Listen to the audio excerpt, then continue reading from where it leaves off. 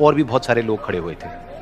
उसने दुकानदार को कई बार बुलाया, लेकिन वहां पर भीड़ इतनी थी कि दुकानदार का ध्यान उसकी तरफ गया ही नहीं।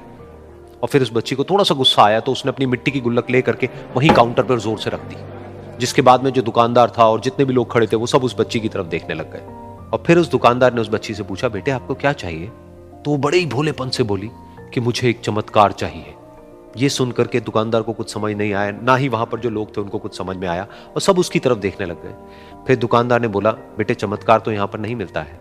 तो बच्ची को लगा कि वो उससे झूठ बोल रहा है, तो बच्ची ने कहा कि मेरी गुल्लक में बहुत पैसे हैं, आप बताओ आपको कितने पैसे चाहिए, लेकिन मैं आज यहां से चमत्कार लेकर के ही जाऊंगी। तो वहीं काउंटर पे एक और आदमी खड़ा था, उसने उस बच्ची से पूछा कि बेटे क्यों चाहिए तुमको चमत्कार? तब उस बच्ची ने अपनी कहानी बताई कि अभी कुछ दिन पहले मेरे भाई के सर में बहुत तेज दर्द हुआ, तो मेरे पापा मम्मी उसको हॉस्पिटल ले गए। उसके बाद कई दिन तक मेरा भाई घर नहीं आया। तो मैंने कई बार अपने पापा से पूछा, लेकिन उन्होंने मुझे कुछ नहीं बताया। उन्होंने बार बार यही कहा कि वो आ जाएगा, वो कल आ जाएगा, वो कल आ जाएगा, लेकिन वो आ ही नहीं रहा था। तो मैंने देखा कि मम्मी रो रही है।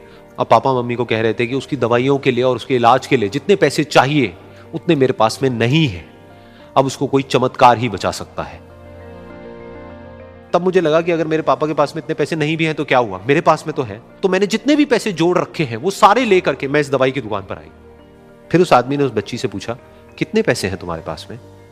ये सुनते ही उस बच्ची ने अपनी गुल्लक उठाई, जमीन पर फेंकी और तोड़ दी, और पैसे गिनने लग गई।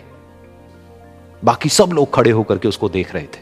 थोड़ी देर बाद उसने सारे पैसे अपने हाथ में इकट्ठे किए और बोली, मेरे पास में पूरे 19 रुपए हैं। वो जो आदमी वहां पर खड़ा था वो थोड़ा सा मुस्कुराया और बोला कि अरे तुम्हारे पास में तो पूरे पैसे हैं, इतने का ही तो आता है चमत्कार। ये सुनकर के वो बच्ची बहुत खुश हो गई और बोली कि चलो मैं आपको अपने पापा से मिलवाती हूं। बाद में पता लगा कि वो आदमी कोई आम आदमी नहीं था, बल्कि एक बहुत बड़ा न्यूरोसर्जन था, और उसने सिर्फ 19 रुपए में उसके भाई की सर्जरी करी, और कुछ ही दिन बाद वो ठीक होकर के घर वापस आ गया। फिर कुछ दिन बाद वो बच्ची, उसका भाई, उसके पापा, उसकी मम्मी चारों एक साथ बैठे हुए थे और बात कर रहे थे। तो उसकी मम्मी ने उसके पापा से पूछा कि अब तो बता दो ये चमत्कार आपने किया कैसे? तो उन्होंने अपनी बेटी की तरफ देखा और बोले, ये चमत्कार मैंने नहीं, इसने किया है।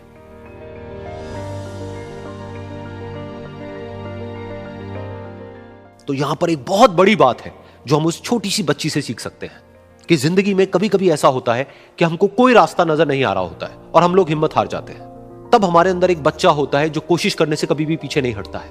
वो हार मानने को तैयार नहीं होता है क्योंकि उसको ना शब्द समझ नहीं आता है। वो बच्चा जिसके लिए कुछ भी नामुमकिन नहीं है, क्योंकि वो हर हाल में कोशिश